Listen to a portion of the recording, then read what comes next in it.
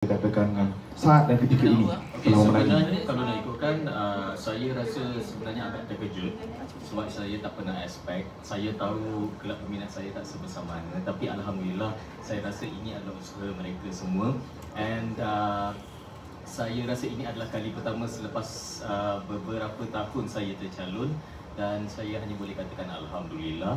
So thank you so much kepada semua pengundi dan semua yang terlibat dalam Hailers yang mengundi sampai saya memenangi kategori malam ini. So thank you so much. Ini ya? Maksudnya you mampu menewaskan pasukan-pasukan yang mempunyai tentera yang ramai lah. Bila you cakap tadi fans you tak berapa ramai ni. That's why saya sebenarnya agak terkejut, dan saya sebenarnya memang saya berpijak di bumi yang nyata.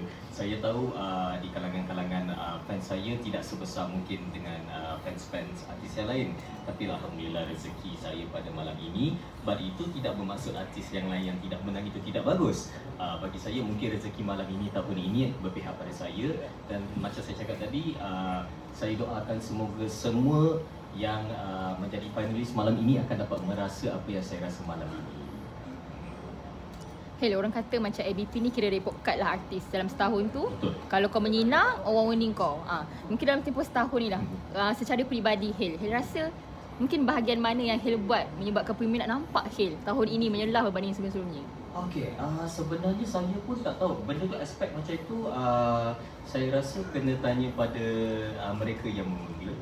That's why saya agak terkejut sebenarnya. Tapi apa yang saya boleh katakan pada tahun ini, alhamdulillah pencapaian saya sentiasa diberi peluang dan berada di atas pentas selama daripada saya bergelar seorang pemenang masa anugerah juara lagu dahulu sampailah sekarang. So baru first time saya dapat merasa anugerah penyanyi popular.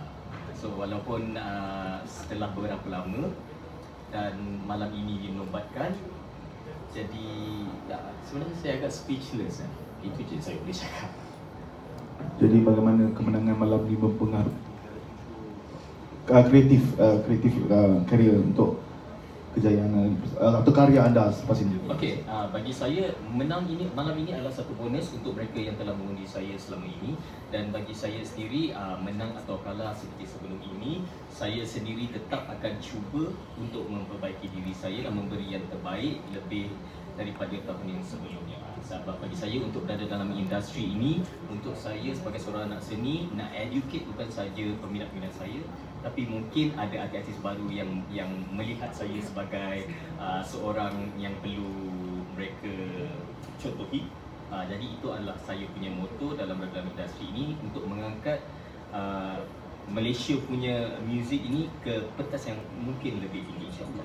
InsyaAllah. Ada lagi saran? Hel, ulas sikit bila Hel cakap tadi macam artis-artis baru cari Hel dan minta nasihat. Mungkin apa yang diorang tanyakan, adakah vokal ke ataupun cara penulisan kompos lagu ke atau macam mana? Banyak sebenarnya. Ada yang bertanya macam mana dalam berbikin lagu, ada yang minta nasihat bagaimana untuk survive dalam industri, sebab mungkin mereka juga tahu yang saya berada dalam industri bukan sahaja selepas jampi, tapi sebelum jampi. Mungkin mereka juga ingin tahu bagaimana untuk rasa supaya jangan give up dan sebagainya.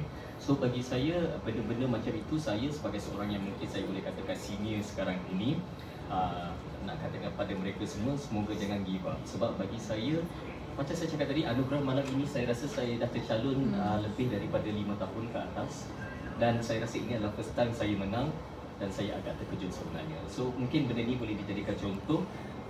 Mungkin kalau kita tak menang hari ini, insyaAllah rezeki kita kalau kita putus asa akan datang kelak. Baik, terima kasih.